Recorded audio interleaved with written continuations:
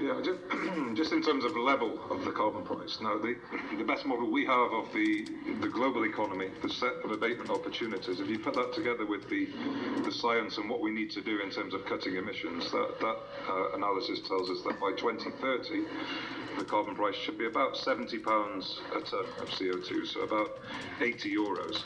Now, if you discount that back to 2020, it gives you a price about £40, €45.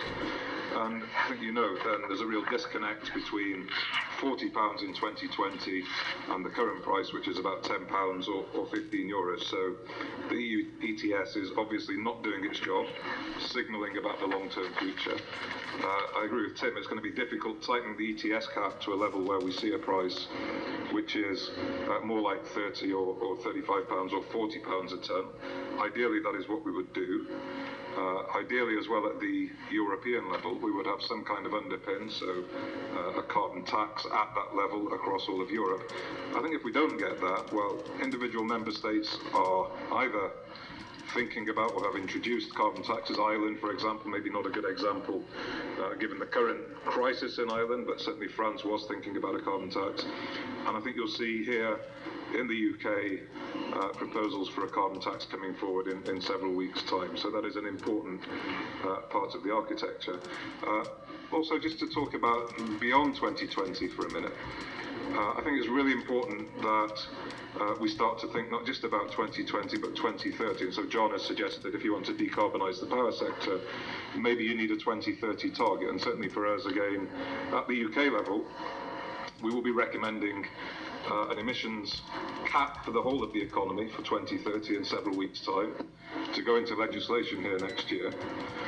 But underpinning that, there will be a target as well for the electricity sector to get to about 50 grams of CO2 emissions per kilowatt hour from the current level of 500, so a 90% cut over the next 2 decades.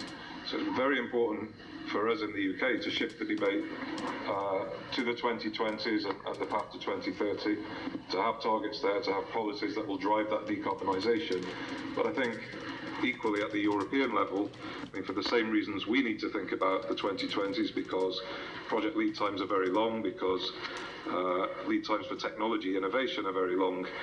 Europe also needs to think now about the 2020s to start to develop a path, a target for 2030 and a set of policies. Otherwise, we will miss the opportunity, and we'll get into those scenarios that John showed us where you're 10 years behind with your decarbonisation path. And if you are 10 years behind, that becomes very expensive. You invest in the wrong technologies and you have to scrap them pretty soon after investing in them. I don't think anybody would say that's a good thing. So we need a long-term focus. It's about targets, it's about carbon prices, it's about other policies, but we need to get that vision agreed, certainly at the European level and going beyond that, ideally at the global level as well, in the reasonably near term. It's very promising.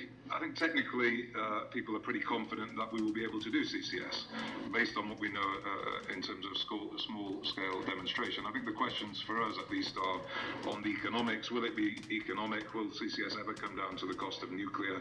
How will it sit between nuclear and renewables in terms of costs? And that's why it's really important to demonstrate the technology. And my committee has been very forceful in saying we do need to demonstrate this technology here in the UK, not just on coal, but also on gas CCS demonstration, and that is a potentially very important technology that can add flexibility to power systems in the future. Now, the UK government, in its recent spending review, said, yes, even in these very difficult economic times, we will fund 4 CCS demonstration projects. I think that is a very key commitment of the new government. Those will come on the system here over the next 6 or 7 years, so they'll be on the system by 2017, 2018, which would allow commercial deployment, depending what the demonstration projects tell us, but would allow commercial deployment from the early to the mid-2020s. So for us, it's a very promising technology, and we are doing the right things to understand more about the technology and to be able to deploy it. I think if we didn't have CCS, would you still be able to decarbonise the economy? Yes, you would. It would be harder. It would be very challenging. You'd have to focus then on nuclear and the various renewables technologies, but I think there is plenty of evidence that it might be a bit more expensive, but you could still do it.